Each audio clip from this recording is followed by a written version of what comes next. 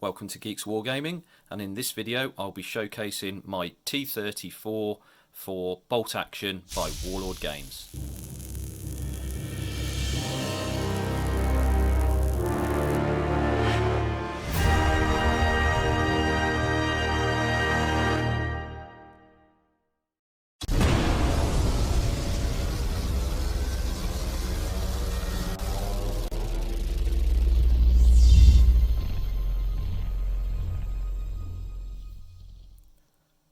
Hi, welcome back to Geeks Wargaming, and in this video I'm going to show you my T34. This T34 is a little bit different because it's not a Russian one. Completely obvious, isn't it, from looking at just a green tank? But yeah, it's not a Russian one because we haven't got a Russian army. We have, however, got a Korean People's Army. So this is going to be joining that force, and that is why I've kept it with absolutely no markings whatsoever.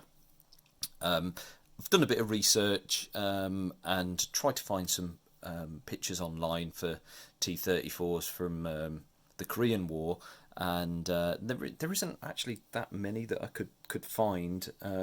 Most of them were black and white, so I couldn't really tell what the colour scheme was. I found a few which looked like they were actually taken a lot later, so maybe in sort of the 80s and 90s, museum pieces and things like that, and they all seem to be all different shades of green and everything like that, so it was quite hard to actually find an accurate colour of green, but as I've said on the channel before, we're not really sort of historically accurate. You know, all the painting that we do, we try and sort of make it represent what it's supposed to be. So you're not going to see a bright pink T34, for example. It is going to be, you know, it's going to look like a tank, and it's not going to stand out like a sore thumb. But I'm not going to, you know, kill myself to try and find the exact shade of green that the tank should have been for that one particular campaign. If that's something that you do, then, you know, fair play to you. I just I just can't be bothered to put that amount of time into it, to be honest with you.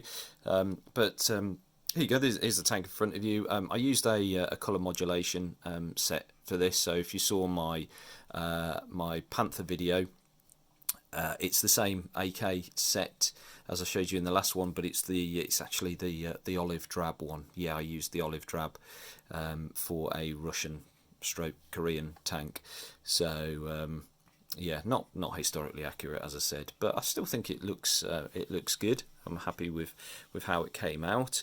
Looking at a lot of the photos for the Korean tanks, though, they didn't actually have any markings on them.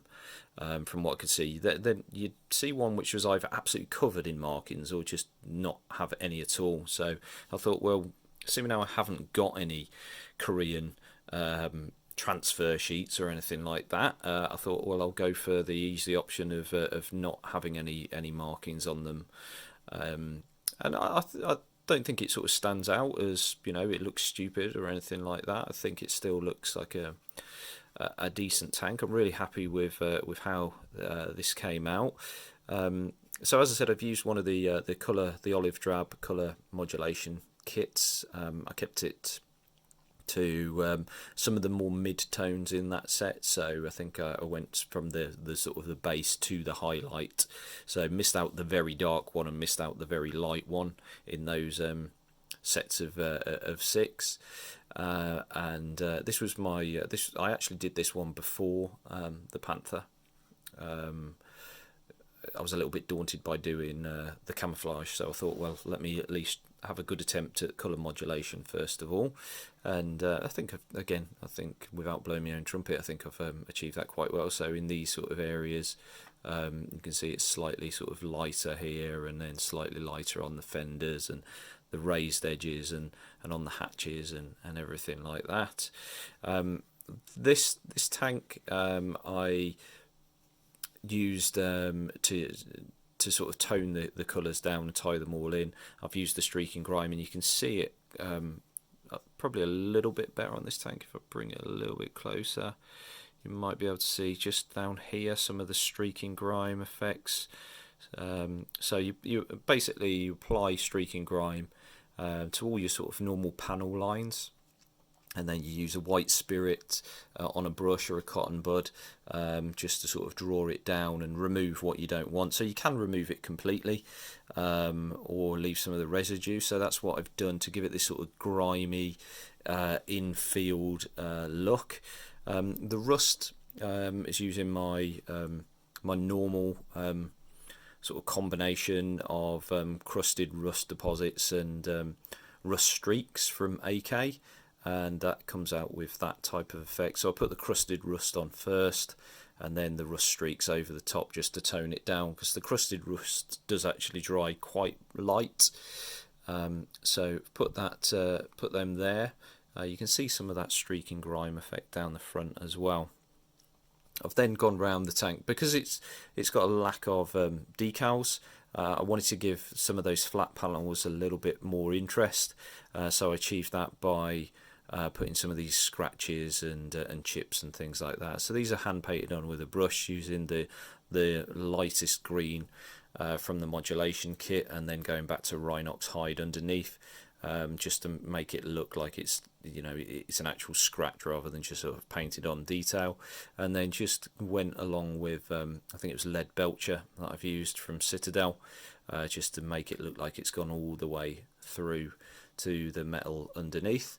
Then moving round to the fuel tanks, this was a tip that I picked up from another channel. I think it was Night Shift, and it was to make it look like fuel had spilled. So a lot of the fuel that sort of spills out of this, it tended to have a bit of an effect on the paintwork. Some kind of chemical reaction would happen, and it would almost look like it was sort of rusting, and it would dry like this sort of more powdery sort of effect that I've got there. And then this is just using some gloss varnish just to make it look like the actual fuel itself has actually leaked down. So I've done that around all of them again, just to give it a bit more interest, and painted on some black round all the engine vents here. That's just sort of stippling on some black until you get it to that sort of effect that you want, and the same round the exhausts.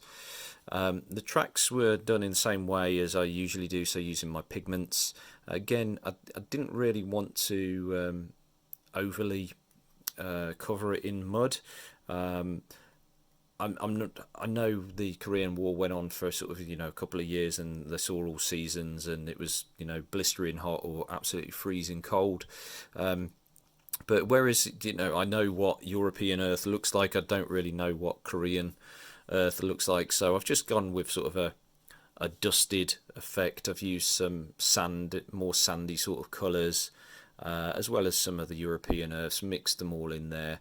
And I also used a sort of a wet mud splattering effect, just again to give the wheels a little bit more interest, just to look like it's maybe driven through a puddle. And then edged all the tracks just with a pencil. This was another tip that I picked up off a channel. If you've got sort of if you want to make it look like it's had dry mud on it, but then it's gone through you know, maybe some wet ground or something like that, the mud dries towards the edges of the track, so it's a good idea to put a darker shade in the middle to try and sort of represent that there's you know, wet mud or water on the tracks. So that's what I've done there, and I think I'm not sure if the camera is really picking it up, because it is slightly more gloss effect that I've done there. But I was quite happy with how that came out. So yeah, there's the T34. That is pretty much the Korean force that we have completed. I've got one more squad of rifles that I want to add to it, and then that'll be a decent sized Korean force. So when we start building up some more scenery that is appropriate to that theatre of war, then you'll probably see the Koreans hitting the channel. I've played a few games of them at my local gaming club, obviously before lockdown, and I think they play quite similar to Russians from what I understand. but yeah, we'll definitely try and get those onto the channel for you as soon as we can. So thanks for watching, guys. Hopefully you enjoyed the video. If you did, give us a comment down below.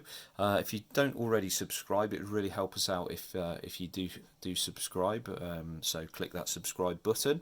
If you are interested in buying any bolt action products, we are actually affiliates with Warlord Games now. So if you follow the link down below and make a purchase via their store, it gives us a little bit of a kickback, to be honest with you, but it really helps us improve what we do here, because God knows YouTube doesn't doesn't give us any money. So yeah, if you want to buy anything that you were going to buy anyway, then use our link and that will really help us out. So thanks for watching, guys, and I will see you in the next video.